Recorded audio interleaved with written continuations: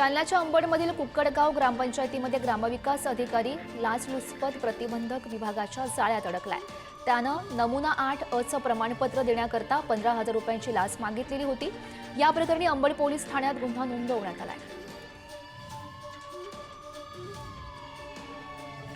छत्रपती संभाजीनगरमध्ये खरतर स्किल गेमच्या नावाखाली सुरू असलेल्या बेकायदा ऑनलाईन लॉटरी सेंटरवर पोलिसांनी कारवाई केली आहे। या कारवाईवेळी 5 ऑनलाईन लॉटरी सेंटरवर पोलिसांनी छापे टाकले। दरम्यान लाखोंचं साहित्य जप्त करत अनेक आरोपींना अटकही झाली आहे।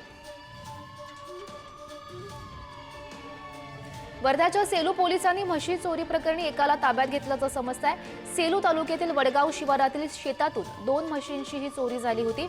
पोलिसांनी आरोपीला ताब्यात घेत हा गुन्हा उघडकीस आणत 30,000 रुपये जप्तही केलेत।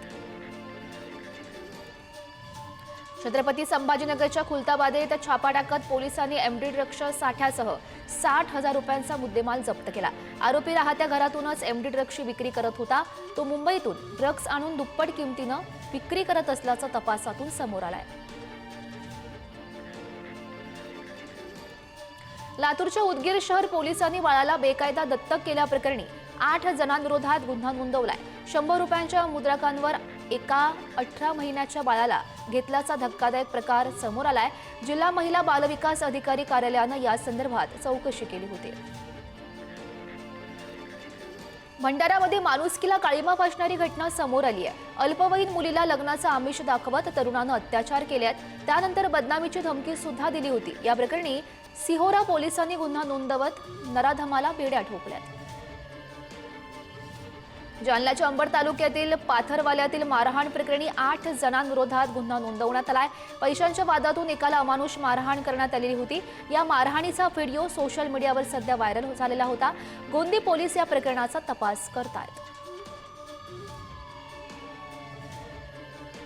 अकोल्यामध्ये धक्कादायक अशी घटना घडली आहे। दारूच्या वादातून काकानंच पुतण्याची हत्या केली आहे। आरोपी काका मृतदेहासोबत गेल्या 5 दिवसांपासून राहत होता आणि शेजाऱ्यांना दुर्गंधी येऊ लागल्यानंतर ही घटना उघडकीस आली। आरोपीला पोलिसांनी बेड्या ठोकल्यात। बारामतीमधील बांदलवाडीमध्ये एका व्यक्तीनं आपल्या पत्नीच्या चारित्र्यावर संशय घेऊन तिला धारदार हत्यारानं मारहाण केली आहे। यामध्ये जखमी झालेल्या महिलेचा उपचारादरम्यान मृत्यू झालाय। दरम्यान आरोपी पतीविरोधात गुन्हा दाखल करण्यात आला असून पोलीस अधिकचा तपास करतात। पंढरपूरच्या करमाळा शहरात जिममध्ये व्यायाम करणाऱ्या तरुणांना उत्तेजक इंजेक्शनची विक्री करणाऱ्याला अटक झाली आहे। करमाळा पोलिसांनी ही कारवाई केली।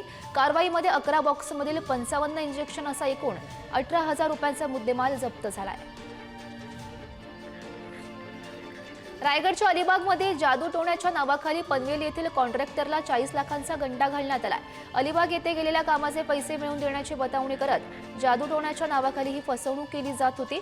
न्यायालयानं या प्रकरणी 4 आरोपींना पोलीस कोठडी सुनावली आहे।